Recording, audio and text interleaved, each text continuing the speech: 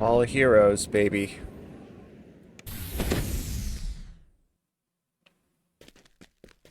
Hey, there's a bunch of people here. How you guys doing? Good? Okay, I'm just flying by. So it's not there. Apparently, it was on the other side, and I completely missed it.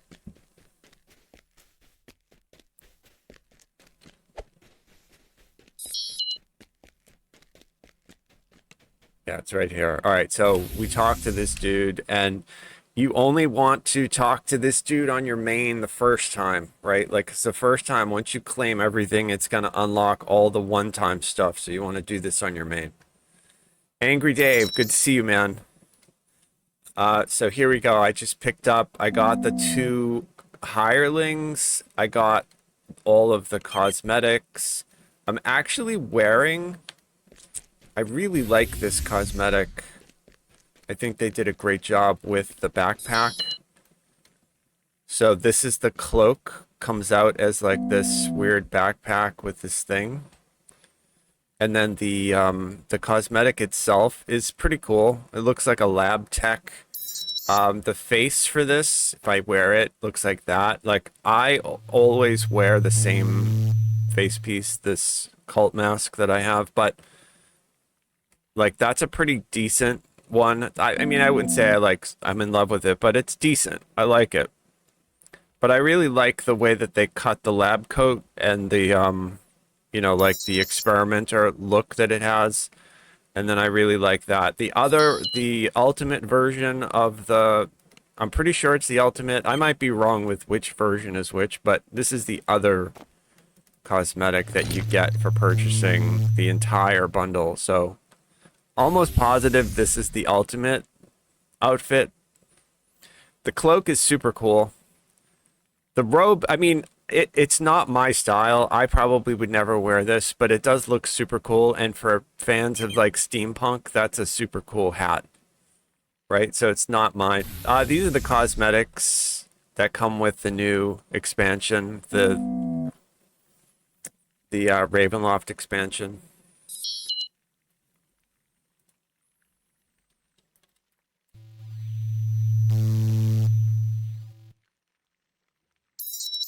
They're calling it the Chill of Ravenloft, so the Chill of Ravenloft expansion. So if you purchase it, you look at the different versions of the expansion. They come with these cosmetics. So, like I said, I'm pretty sure this is the ultimate bundle, but I might be wrong. I might have the order confused. Let me actually, I'll look and see just to make sure we can actually do that together. Right. All right. So this is the browser news. So if I look at the pre-purchase, right? So this is the pre-purchase for the Chill of Ravenloft. This is the new expansion. Takes us to Lamortia. Mists of Horror.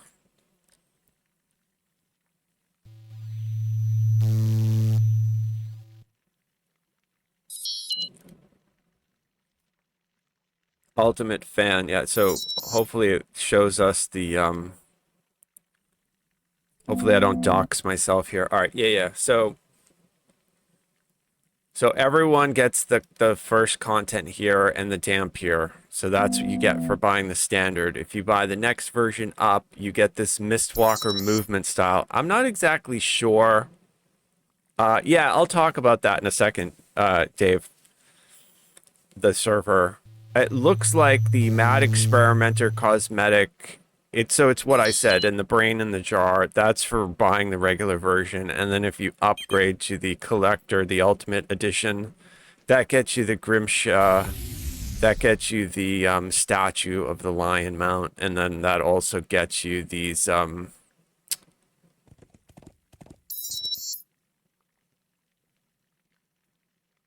yeah, what they're calling it, the Dark Resurrectionist. So it's this here. This is the Dark Resurrectionist. I'm almost positive. Yeah. So Dark Resurrectionist. So this is the ultimate bundle cosmetic that I have on here, and then the pet for the ultimate is It's that little Grimshaw. And I'm not going to probably be able to find it. That's it right there. All right, it's cute. It's a little cat. It looks like an elf cat. It's pretty cool. But you know, I like the regular edition more than this ultimate. Just me personally. And I'm not a super huge fan of steampunk, so I probably won't ever wear that. But so this is what I'm running with for right now. All in all, though, really super cool. The one thing I'm not quite sure on, though, is like I have this Universal Enhancement Tome +1 from Lamortia. I already got the one from Moorgrave, and then I got the other one from Sharn. But when I go to click this, it says I already used it. So, like, I'm hoping that this is a bug that they're going to basically have to patch Lamortia. But then when I read this, it says this is a +1 inherent. This effect will not stack with other like Moorgrave's Universal Enhancement Tomes. So then that says to me that anybody like myself who purchased the other expansion and got this would not benefit from getting this. So this is actually not a good... So normally, like, I would recommend to you guys the ultimate version, because if you were to buy these universal tomes or the racial tomes one at a time per character, it can run you quite a bit of money per person, right? But if you get an expansion, you can just do a one-up and then you get it on every character that you make. But if this is not going to stack with the other one that we bought, well, that to me says that if we go back to this page here, you guys can't see what I'm looking at, but if we look at this, so $129.99, and that gets you this Universal Enhancement Tome, right? That's what I was looking at there. This apparently is not stacking with the one that we got from the previous expansion. So, like, this is usually one of the reasons that I recommend to spend this extra money. So, like, I'm not 100% convinced why you would go, because this, let's just take a step back and like look at this from reality perspective. $80, that's as much as a AAA game, a brand new AAA game, right? So, like, why would you up it from 40 to 80 and pay double just for some cosmetics, right? Just for some cosmetics. Well, they give you a character slot, they give you bank storage, they give you one ransack reset potion. I wouldn't say that that's worth it. Character slots aren't really that expensive. You can buy them, they go on sale often. 10 storage slots also go. So really, the thing that you're thinking about is like, okay, I really want the mount and I like this first level of cosmetics, but like the big sell would be the hireling, right?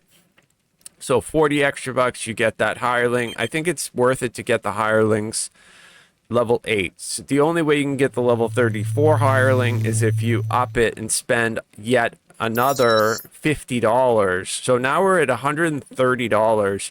That's like, God,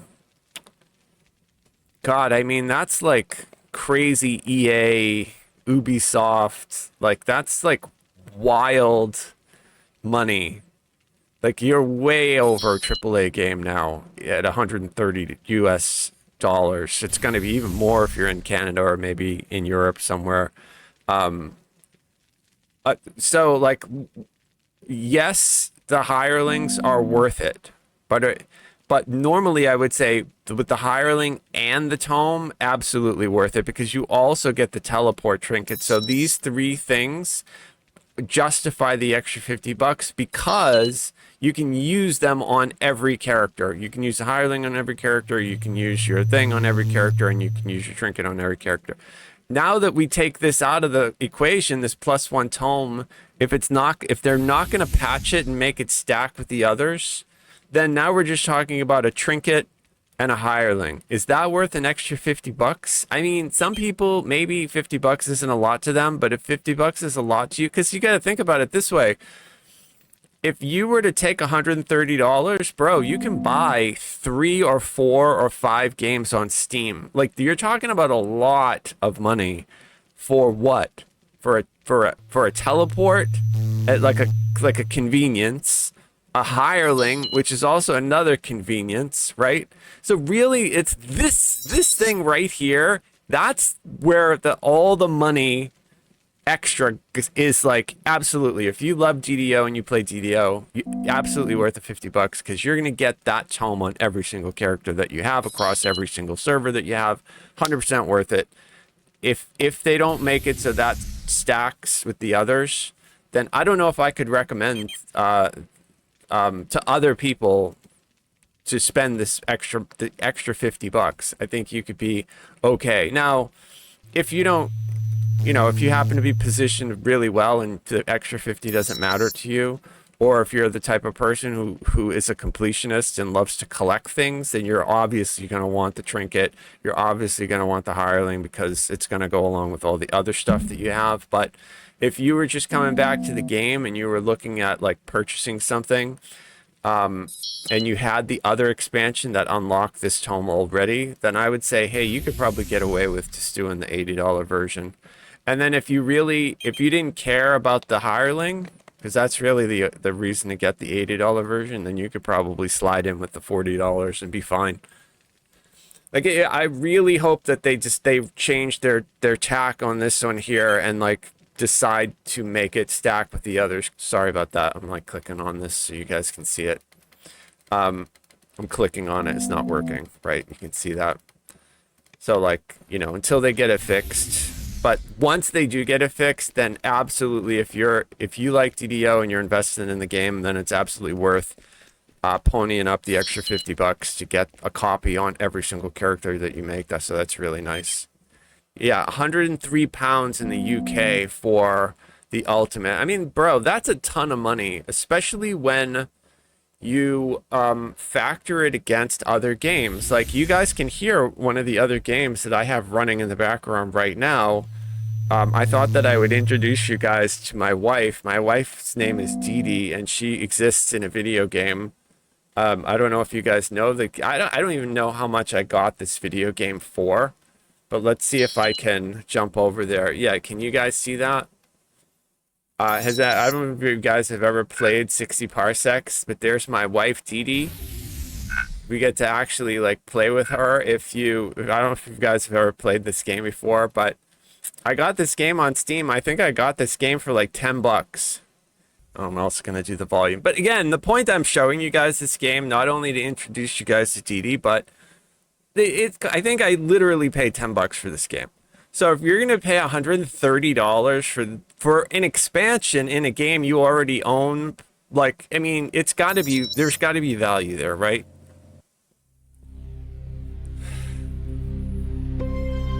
All right, so I'm going to alter the volume on this here.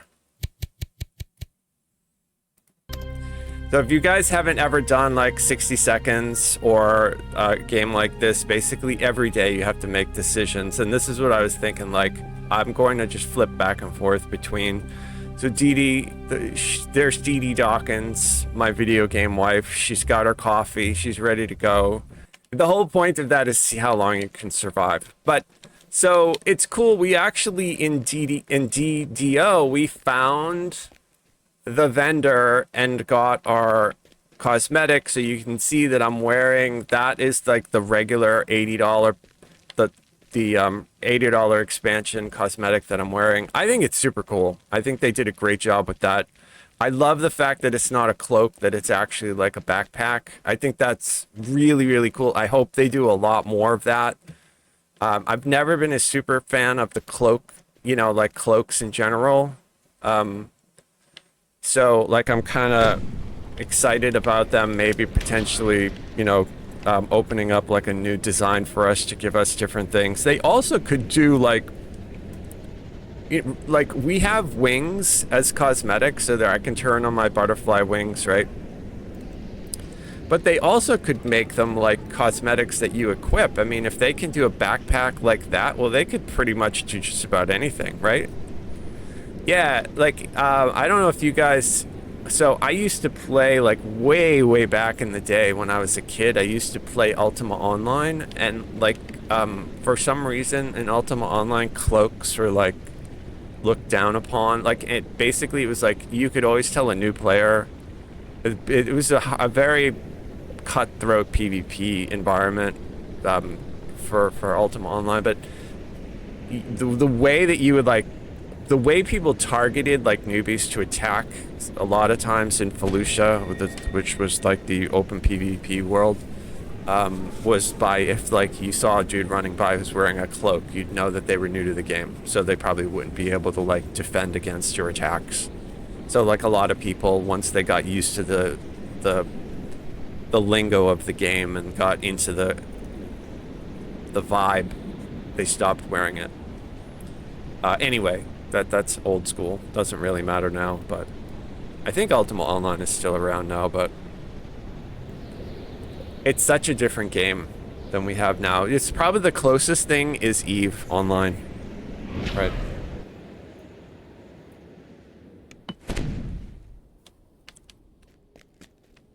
We bought Oblivion Remaster for $50, bro. That's great. I think that is a good use of $50. Oblivion Remastered, it was off the hook, like really well done for a remaster, and you know, like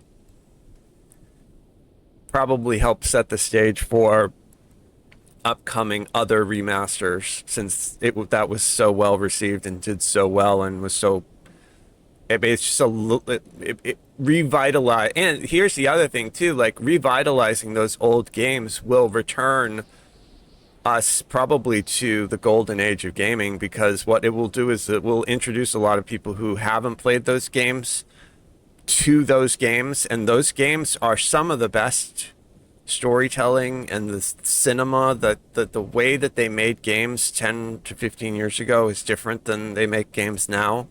And so a lot of the choices that they made were like a lot braver.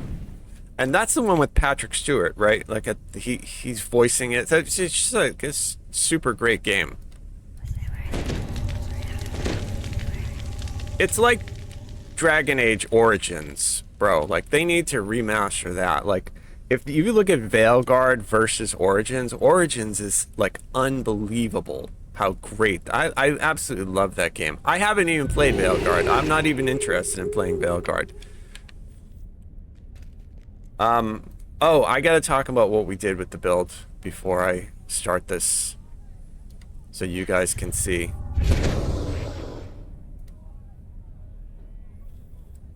So I redid myself a little bit, and there's some stuff that we need to like go over. So if you use this vampiric blast, which only exists in the Dark Bargainer, it is basically like a boost to the Eldritch Pact die and the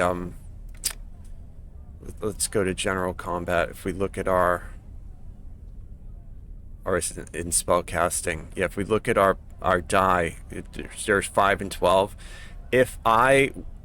So right now my pact die is evil damage. If I want my eldritch damage to be, I have to use Underdark Blast still. But the problem is if I turn on Underdark Blast, that turns off this Vampiric Blast, and you can see my pact die and my Eldritch Blast die just went down by 1 each. They're going to give me a lot more damage to keep on, so I'm actually just going to let my Essence stance stay as force damage. I'm not going to turn it into evil damage. I'm going to keep using this to get our extra die here. So like that's something you'll have to decide. So basically when I respec again, I'll eventually respec again. I'll drop Underdark Blast because I'm not using it at all. And we'll probably just put the points over here into 1 and Scroll Mastery. We're going 30. We're going up high enough to get Greater Heroism. Obviously, we're going to get our Ultimate Enlightenment Core. And then over here, so what we learned is Dread Mist. If you just use the spell out of the box that you get at level 1, it costs way too much money to be effective because you cast it all the time.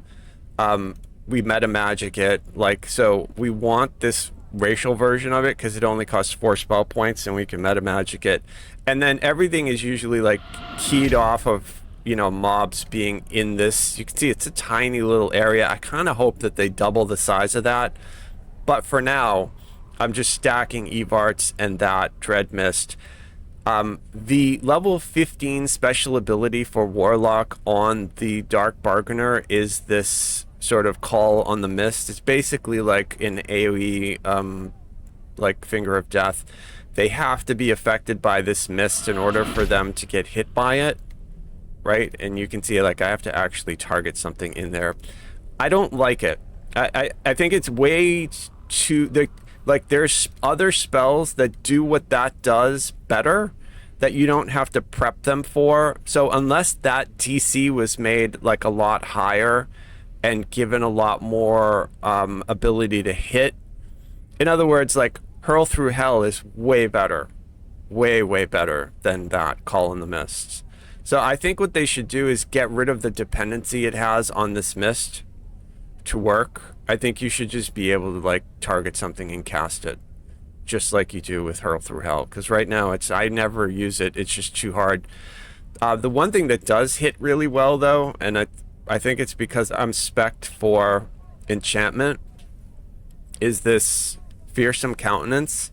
Really great. It cowers one monster and basically like locks them down. It's basically a CC. So if I target a champion, I haven't really tried it out on bosses. I don't know. I don't think it works on bosses, but the point is it works really well. So we're going to work this into the build.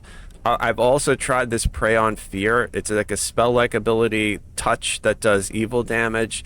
It adds a bunch of damage, but it's not... I haven't noticed it as that much damage. It's more damage, but I don't think it's worth taking. I'm just trying it out for right now. And then this Deathly Bite I took in case I actually use my Vampire Bite here. This will actually give me negative. And the reason why I wanted that is because I'm actually using Embrace Death. This is the undead form, so I'm actually running around as an undead. You can see I have it pinned over here. So, well, because I'm not in Enlightened Spirit yet, so I'm running around as an undead, basically. And I'm going to pin her at the beginning so she can res me if I die.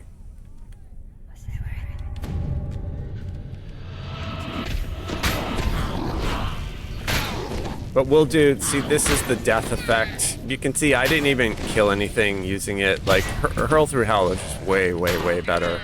So I'm like kind of hoping that they tweak that a little bit and make it a little bit more relevant, because right now it's not useful. And then here I'll show you the... I'll turn off my aura for a second so I can show you the damage on this thing.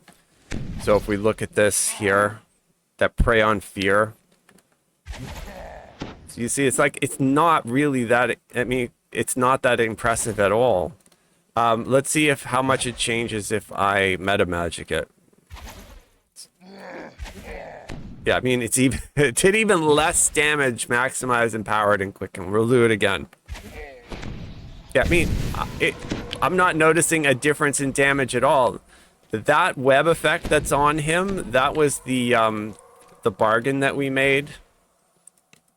Which I love, by the way. I think it's great. I'm happy with my decision to use this Dark Gift Web-Touched Wretch. I've noticed it hits all the time, a lot, and I don't really notice the negative. So this is why I was saying, like, we're definitely not gonna recommend Prey on Fear. It's pretty garbage. Like, we spec into it. I empowered, maximized, and that doesn't do enough damage. That's kind of like a joke, because consider it's every 6 seconds. It's like a cleave. The only good thing about it on it though is that the range seems to be pretty decent, which I'm not sure that that's working correctly, because it says it's a spell-like ability in touch range, but like I'm way farther out than touch, so I don't think this is working correctly at the moment. So I hope when they fix the range, right? I hope when they fix the range on it, they also make it do like 10 times more damage. Because if it did a bunch of damage, right now, if I were a drow, there is an ability that's similar to that. I forget what it's called, but it reminds me a lot of it. The only difference is that the drow version is reflex based, and this one is looks like it's a will save. Yeah, so.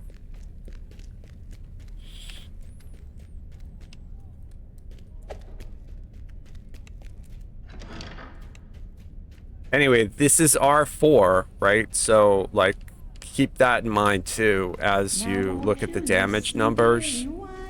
It'll be more if you're doing like Epic or R1.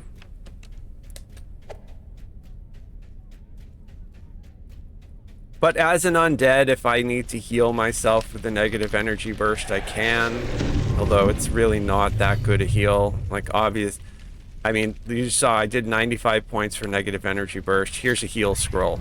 Like, my heal scroll actually heals me more, even though I'm undead. So, like, the problem with being undead in this game is that, like, you really need to have blasted up negative healing amp in order for it to, like, benefit you. And I don't. You know, I don't have mine blasted up at the moment. I did, I think... There is, you can, like, increase it here. If you take Drink in Life, you can get more. And also, like, based on past lives that you have. But, like, I have, you know, like, I have a ton of past lives. So, like, I'm just not that impressed with it. Like, so I'm basically, if I need to emergency heal, I'm probably just going to throw a heal scroll as opposed to, like, dropping this. I do have this, though. Like, I do have Death Aura that I can run, and this will heal me on you know, like, just running around. So it's pretty cool. Like, I'm an undead warlock. That's nice.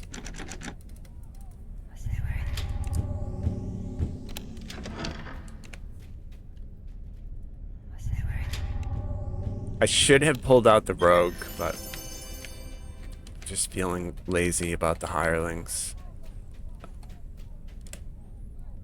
I won a bunch of the bells in gold rolls over the years, and I always forget to use them, so.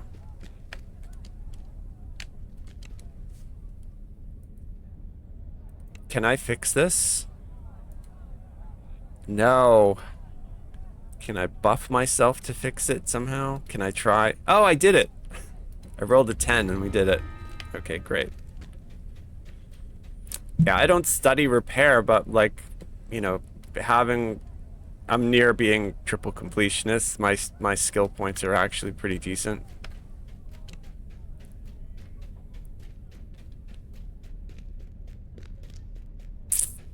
Yeah, I'm digging this outfit. I like it.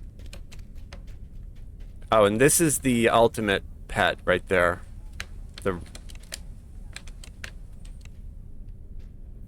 Or Gramishka.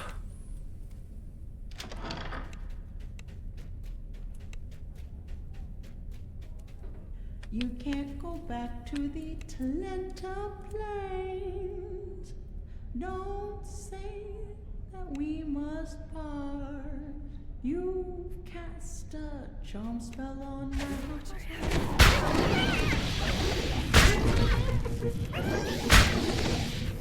Alright, on that mark of law, I just did the cower stun. You can see it actually is, like, it's stunned, so it works really well. I think it's because I'm enchantment focused, but I haven't noticed it fail. And here, I'll do it again so you guys can see it. There, see, I just cowered her again. It's super solid, so it works on champs. I think it works on reapers too. We'll try it out. Random Prime sub. Good evening.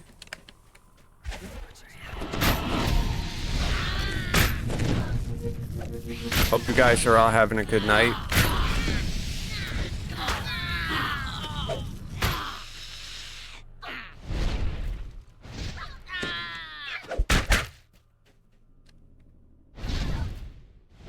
Dude, the damage is so bad. Warlock damage is just so bad. Like, after playing the monk, where I was literally doing like 150,000 damage every star throw, to come here and like, look at the numbers, 6 points, 30 points, 118 points. Like, it's so low. We'll stun that dude. See, that works so good, right? Like, there it is. This is that ability there. Fearsome Countenance. That is this, right here. It's the racial, the 3rd level. Super useful so far. See if we can kill that with this ability. Oh, it actually worked. It's the first time I've seen that work. But, I mean, I want them to get rid of the dependency on the mist. Like, just let me cast that, like, Hurl Through Hell, and then I think it would be great. Alright, so here's a Reaper. Let's see if I can cower the Reaper. Yeah, I did. It works. Yep.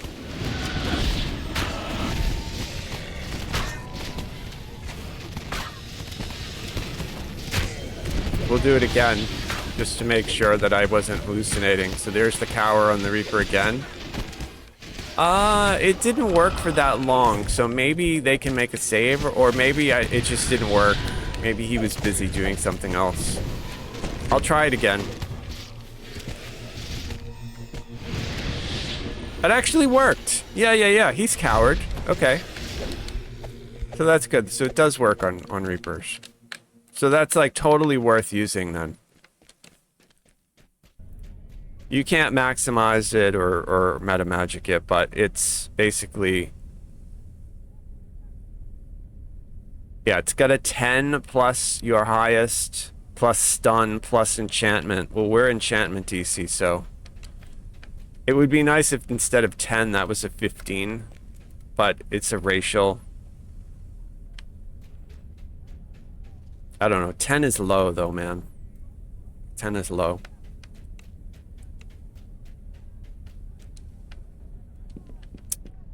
I missed a surprise attack, didn't I?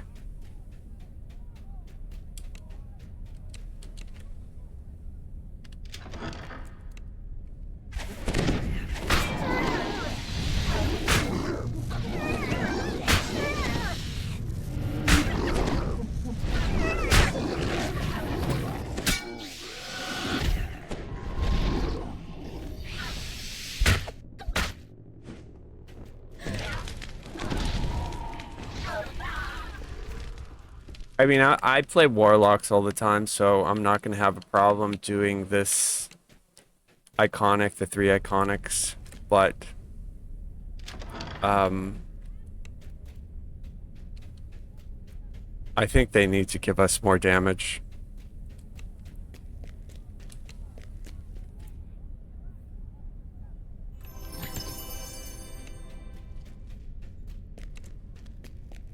I'm gonna post, once I get this tune to cap, I'll go out and do those bosses that I did in the last time I streamed. We did the Isle of Dread rare bosses, and you guys will be able to see. Like, I honestly think, like, I killed that dragon out there in like 10 seconds. I think it would literally take me 10 minutes on this character.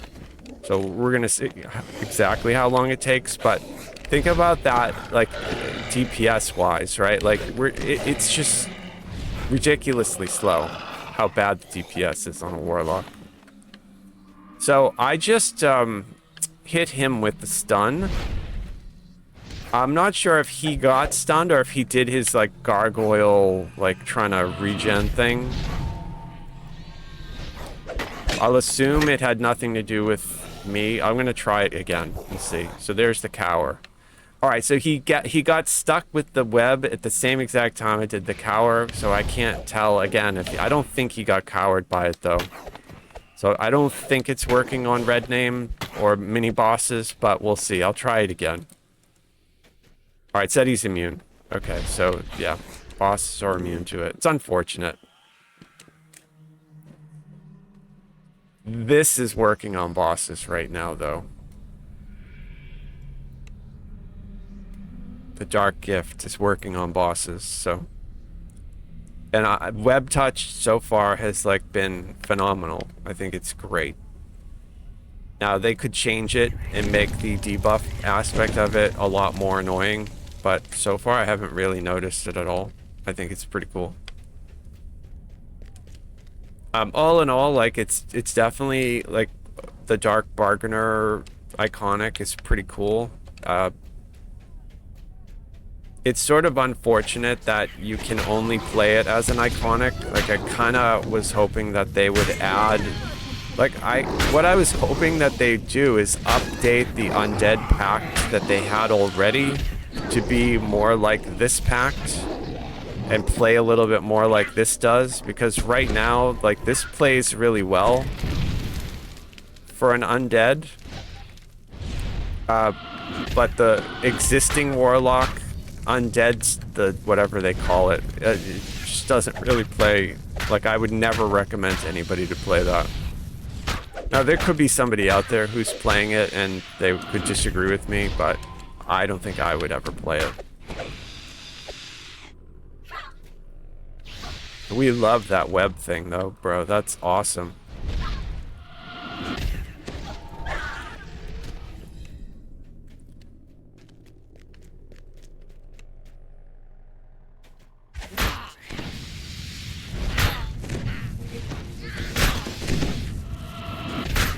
Being undead is definitely useful, but I'm going to become an enlightened spirit. I'm not going to stay undead. But I think it's cool. Like, it's a great iconic to use if you were going to do hardcore. The Dampier Warlock probably would be really, really good for hardcore because as an undead, you just survive a lot of stuff that would kill a lot of other characters. Warlocks are naturally really good at surviving anyway, especially once you get shining through, right? So I think it would actually work really well for hardcore. But whether we see an OG hardcore again, who knows? Not this year, anyway. Maybe next year, right?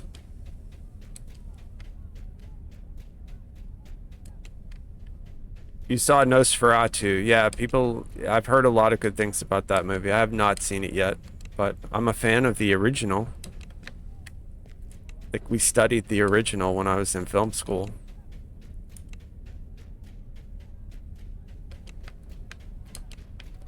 Super cool.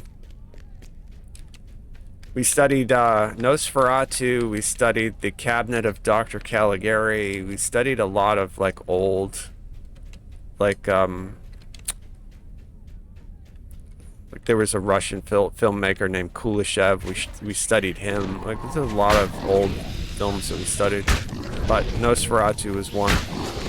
The film style, people still imitate things that they did. The same thing if you watch like old Charlie Chaplin or who's the other one there? Buster Keaton. Like, a lot of the framing and the style of those old Buster Keaton movies, they still do to this day.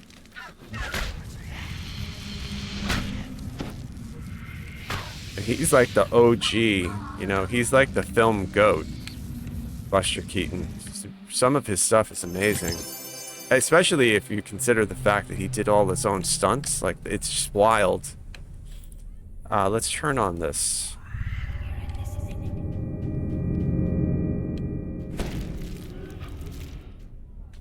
Yeah, you can see my negative healing up. It's not very good.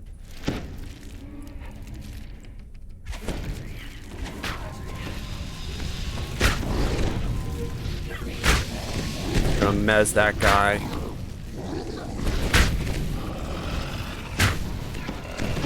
Oh, there's a Reaper in there. It's a Fear Reaper. Alright, I'm just gonna stand next to him.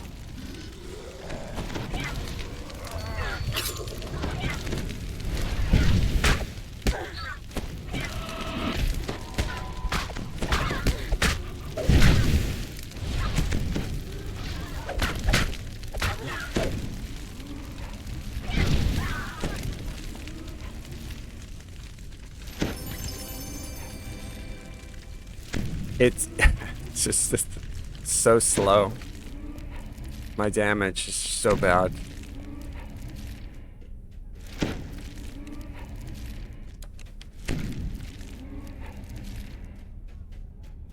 I definitely think like the phase step Warlock having that Misty step is so much better.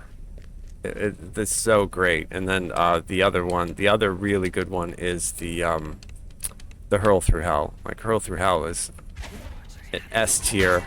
Like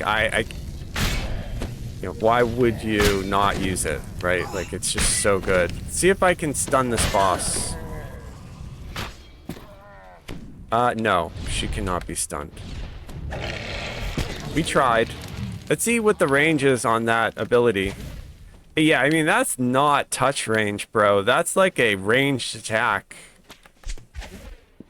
It's cool. Like, I'll take it. I'll do it. But the damage on it's terrible. What happens if I hit her with the mist? Can I hit her with the death effect? Let's try that. So there's that. Oh, she moved. Bro. See, that's the thing about this mist that's super frustrating. It's like, in this game, mobs don't usually stay rooted. Like, you know? So she moved out of the mist again. So this is why they need to remove that requirement from this column mist. It's just... you get lucky if you hit it. It's just... Who would ever use that? I can't...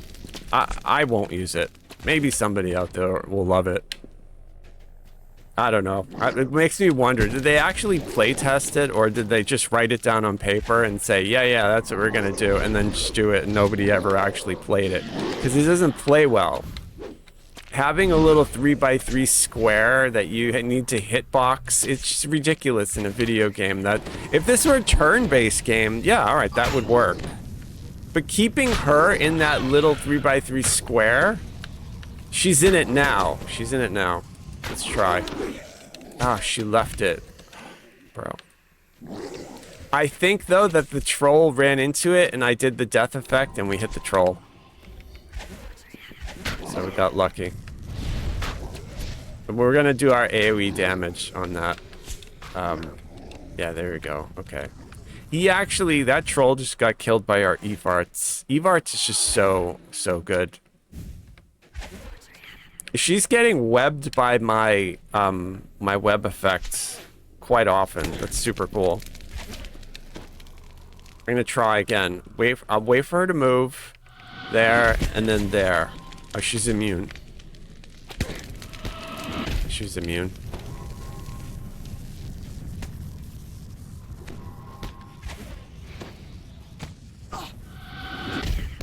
This is Warlock life, bro. Warlock life is spending an hour to kill a boss that would take another DPS 10 seconds to kill. Like, wait until I go fight the T-Rex. I killed the T-Rex. I literally killed the T-Rex on my thrower monk. What was it, like 10 seconds? 8-9 seconds, something like that, to kill the T-Rex. And I accidentally disarmed myself during that fight. So, like, if I didn't do that, I probably could have killed it quicker. I think the temple boss was around between 7 and 10 seconds, something like that. So we'll see. I'll show you guys. It's gonna be like 10 minutes to kill that temple boss on this character.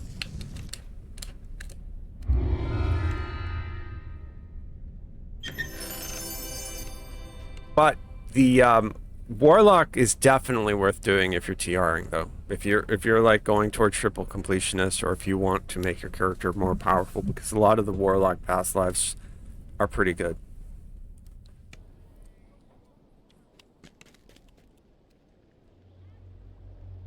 This one here is gonna boost Necro DC, so a lot of people are gonna be doing this, these 3 of these lives. Like, they'll be as useful as having like 3 Sork Pass lives, you know. But we're handling R4 reasonably easy, right?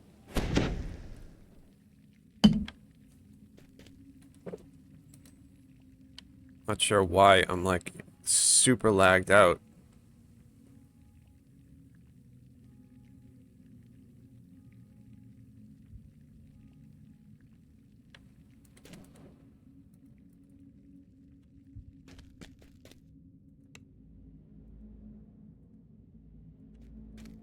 I don't know if it's the graphics here or if it's just because my computer is running stuff in the background. Close that.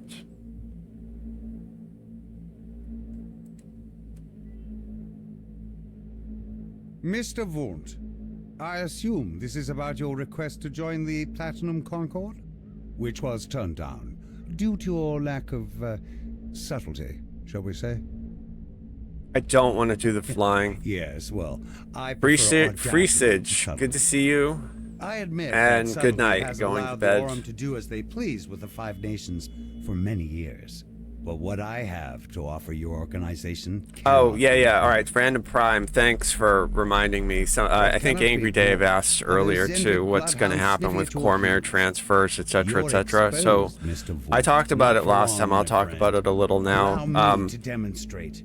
We Elizabeth, are, please come in. based on what happens with Now, what Elizabeth, SSG I does... know you invited our mutual friends. Just from give me one moment Stonebridge. to silence the Don't audio cry. voice from this Say, dude. Don't cry. That's better. This is just business, Elizabeth. Just business. Oh, that's not the Dungeon Master voice. That's just built into I'd the... prefer that you do your house cleaning when I am not Okay. present, Mr. Wundt. A necessary demonstration Yeah, of that's my considered device. sound effects. I wanted you to I didn't see my realize that. I improvements thought that that was firsthand. a DM voice. Anyway, Not quite so dead yet. The calibration the point is that we will be waiting. So my understanding is that SSG is going to open transfers, right? And everybody on a 32-bit server will be able to transfer off and go to another server, right? 64-bit server. The question that I have is, are they going to also enable transfers from the 64-bit server to another 64-bit server? I'm not exactly sure yet, like what the plan is for that, but I think that they are. Right, I think that they are. I think that, like, if you're on a 64-bit server and you want to transfer to a different one, I think you can for free. I'm not 100% sure at the moment if that's the case, but that's what we're waiting to find out. So if that is the case, what I'm going to do is, like, move all of my tunes off of Sarlona and all the other servers, because I have tunes across, like, all the different servers, right? I'll move them all off, and then what I'll do is, like, organize all of my stuff. Bro, my computer is just, like, completely tanking out. Give me one moment.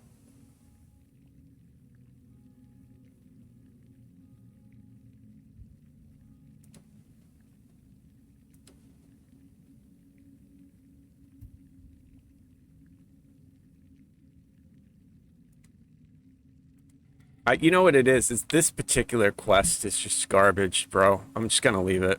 We'll do something else.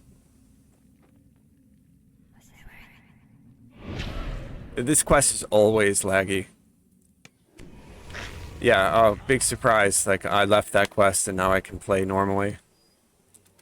That's one of those quests that needs to be redone. You know how they did the Illusionary Larcener? Like, that quest that I was just in, the reason a lot of people die in there is because it just gets so much lag. So I got distracted, sorry. So the plan in July, early July, whatever it is, like, they're gonna open up transfers. And so I'm going to basically go through all the different 32-bit servers and move all of my stuff probably to Cormair, where my Death Smile guild is. Now, well, I'm going to move, this is my main here on Sarlona. I'm going to move this main. Obviously, I want it to be on a 64-bit server. I may go to Cormair, like, right away with a bunch of my stuff, but I don't need to move this guild because I already have my guild on Cormair is like a level 191 or 2 or something like that. So I don't need to move this guild. So likely this guild will wind up on one of the other 64-bit servers, like Thrain or whatever the other one is called, right? Shadow Veil. I don't know. I forget what the names are. Likely I'm not going to consider the EU server just because my ping. So like right now my ping on Sarlona, it looks like it's actually today it's pretty bad. It's 35. Usually it's like around 18. On the Vegas server, Cormair, which is in Las Vegas, my ping is like 89 or 90, something like that. And if I were to go to the EU server, I bet my ping would be like 200-ish. So like I want the ping as low as I can get it. So probably I'm going to stick with the US servers, meaning that it's going to be between the three that are in the US, Cormair, Thrain, and the other one, right? So what my plan is to move all of my junk off of the 32-bit servers and consolidate it all and delete and get rid of all the duplicates that I have of a lot of junk, right? And then I'm going to wait and follow DDO audit and see where the population of DDO goes.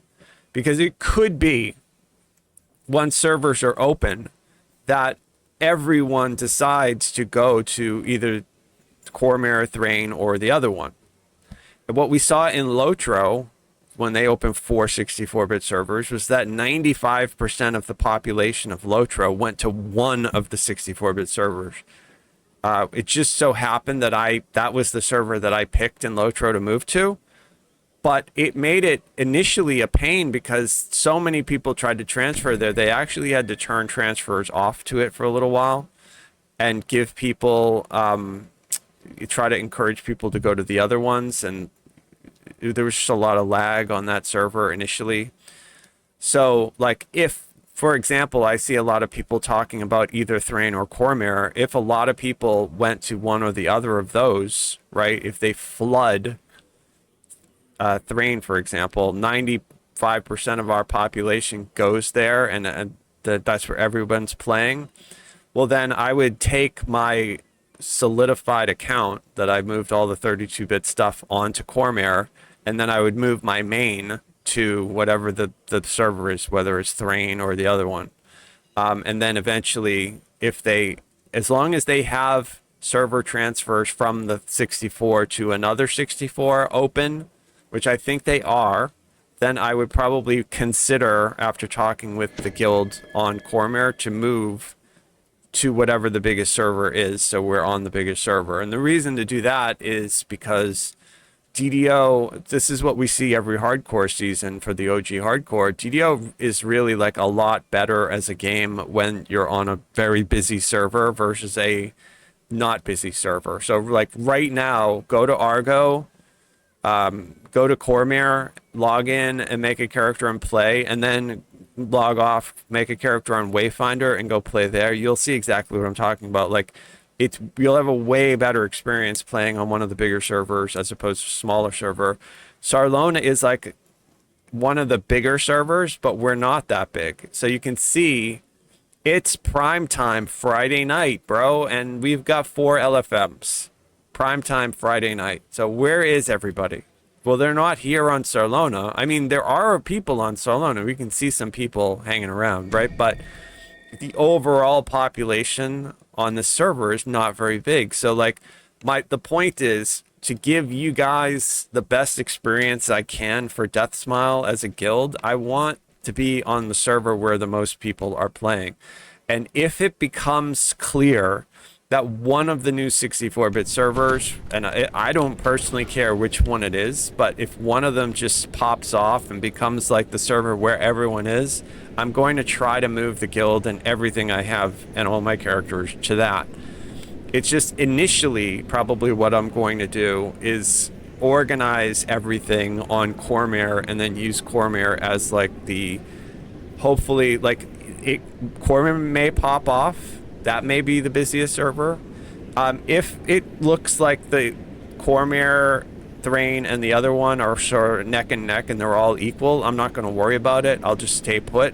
But I just don't want to be on the new Wayfinder. is basically my fear. Like, I want to be on the server where everybody's playing. I don't want to be on a server where, you know, like, you've got like 20 people that log in and that's it. So we're gonna play it by ear.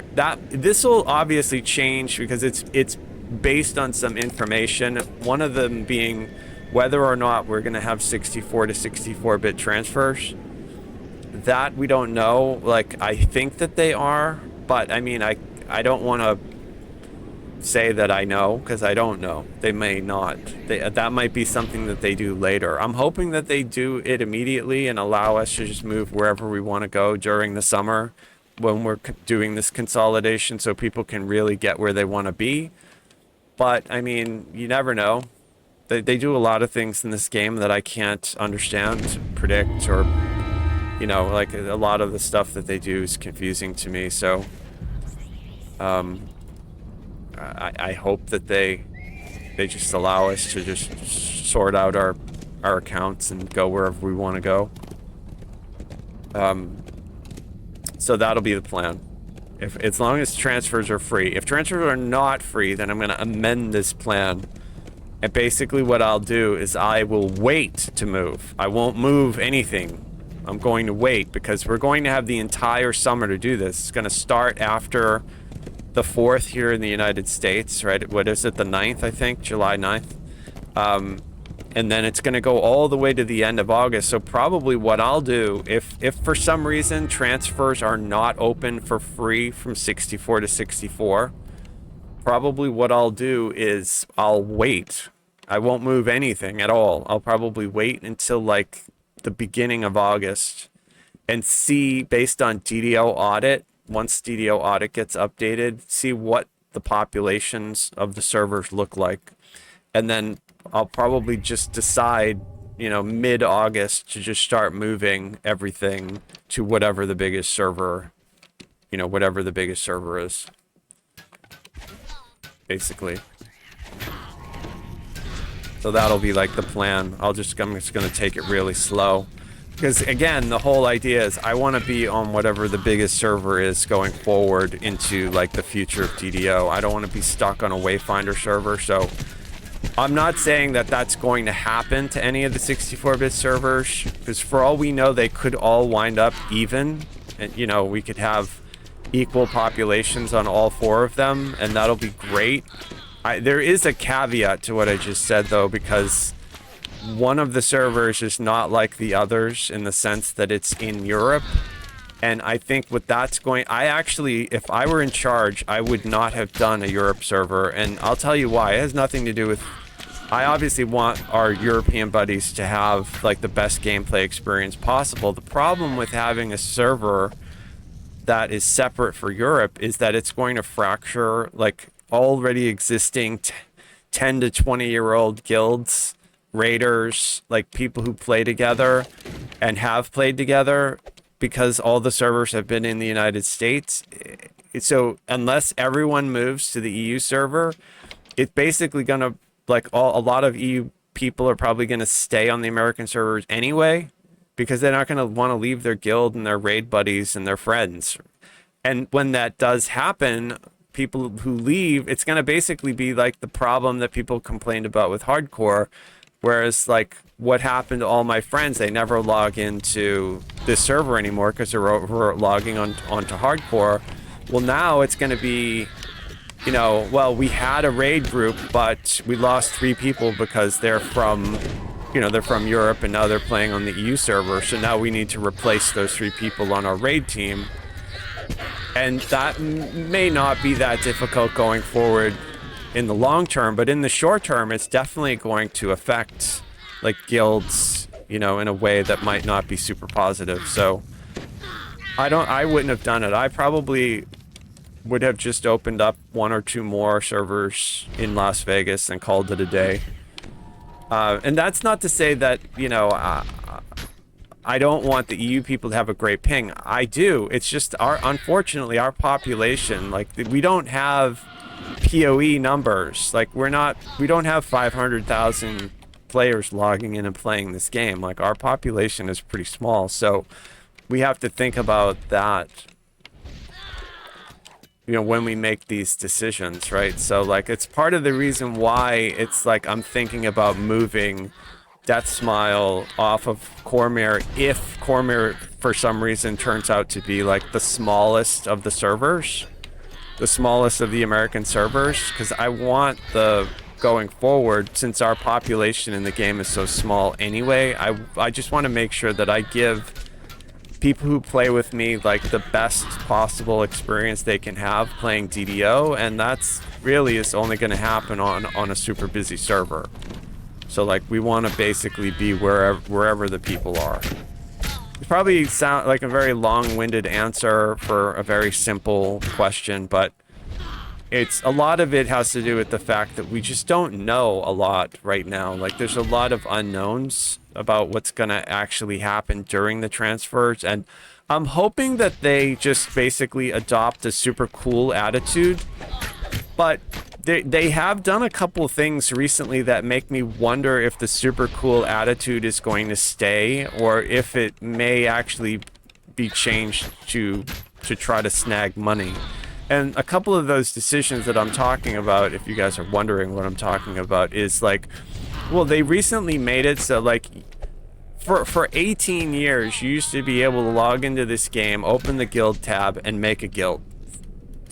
Just as easy as that. You didn't need to have anybody. You could just do it as a solo person by yourself. Well, now you have to basically go to the store and buy a guild deed if you want to make a guild. I don't think there's any requirements for membership like there is in Lotro, but now there's a cost associated to it. So like, are they going to give us free unlimited transfers to and from the new servers to help this out, or are they going to actually like try to monetize that somehow? I don't know. This is what I'm saying. I hope that they stay cool and let us do it free and clear, because if for some reason they don't, we have to actually like pay for this stuff, then I'm gonna hold off on you know, on making any moves until like I know exactly where the population of the game is going, and then move to wherever that is.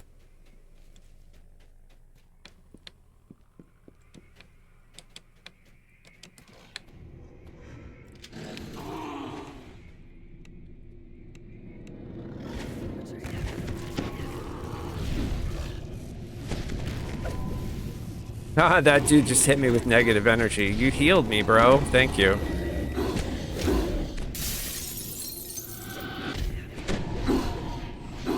I'm gonna try to hit these dudes with that death effect. Oh, I got him.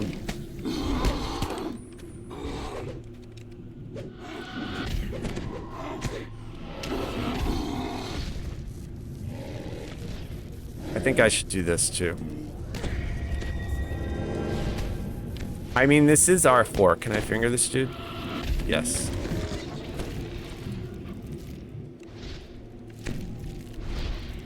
Oh my god. How fast can I kill this? Oh, it's a Carnage Reaper.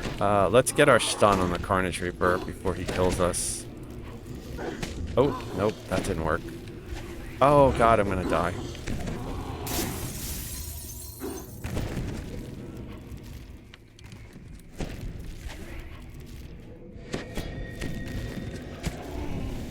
This is quickly getting out of control. Alright, give me some... Oh, no? Bro, I'm having trouble here. My heal is so small. 14 points!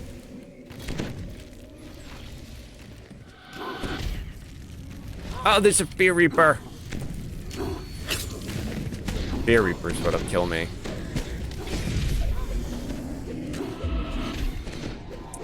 Carnage Reaper is being very antisocial. Okay, here we go. Let's go. Stun. Alright, we get stun on the Fear Reaper. Didn't work. Alright, everything's dead. Oh, I've got an Ice Flincer saying hello. Hi, buddy. How are you? Cool.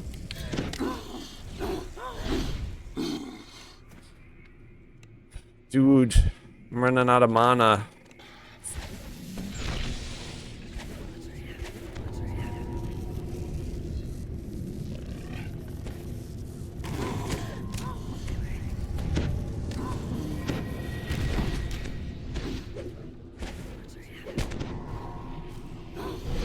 Hey, this is Warlock life, man. This is Warlock life. You do so little damage that it takes you an hour to kill an ancient artifact. And the problem with that is, like, you know, we're spawning a whole bunch of junk here. Like, so the longer I'm trying to... Alright, finally it's dead. There we go. Now I can work on the boss. So here, I'm gonna put up a sleet storm just in case he calls somebody. It looks pretty good.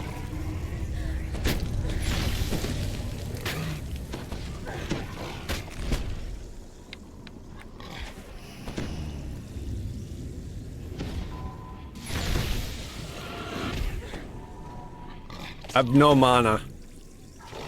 Even with this costing 4 mana, like, it's crazy how much mana I go through on this character.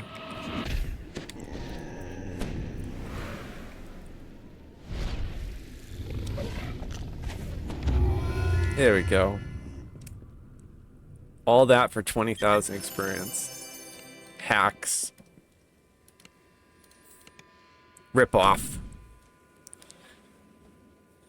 So yeah, I hope that answered the question. Random sub. Like, we'll see what happens with the server transfers. Hopefully they make it open and free for everybody to just go wherever they want. And then I think that'll be cool because, like I said, I'll consolidate everything that I have on one of the 64-bit servers, and then I'll wait till the end of July, early August. I'll look and see what the population is, and then I'll move to that if one of the servers is way bigger than all the others.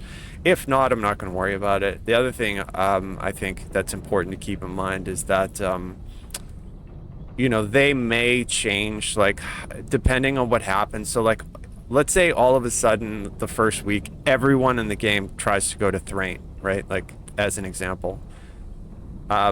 I think probably they would announce that they're pausing, like they would probably shut down transfers to it and then just keep the other 2 open or the other 3 open, trying to encourage people to transfer to the others. That's exactly what they did in Lotro. Lotro, everyone went to one server. They literally shut it off for 2 weeks. The problem that I noticed that happened when they did that is that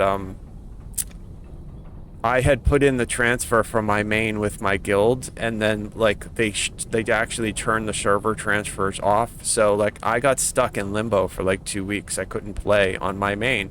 So like that's something to plan for. Like when this starts in mid-July, it could be like that you put in to move your character in your guild, and then you may not be able to log in and play your main or the guild for like a few days. I'm not saying that this is going to happen, but it could happen, right? It happened to me in Lotro. Like it was like 10 days between the move where I was actually like initiated the move, and then when I got set and was finally all set, it was like 10 days. And it was 10 frustrating days of me not hearing from them and not knowing what was going to happen, or what. I just felt like I was stuck in limbo. So I'm hoping that they learned a bunch from doing the Lotro side of things, and they've got like the what they're hoping will happen, and then the contingency for what actually happens. So like we could see, you know, if for some reason all of the population wanted to go to Cormyr, like they'll probably turn it off and encourage people to go somewhere else. And then waiting for that to happen, like if you put in a server transfer to Cormyr and then they turn it off, well now you're stuck waiting. Like it's just gonna basically, we're all gonna have to be ready for like the unexpected. I have a feeling it's gonna go smooth because they already did a lot of like play testing and experience building in the Lotro move that they just did. So like my hope is that the experience is going to go better, but we just won't know until it actually happens.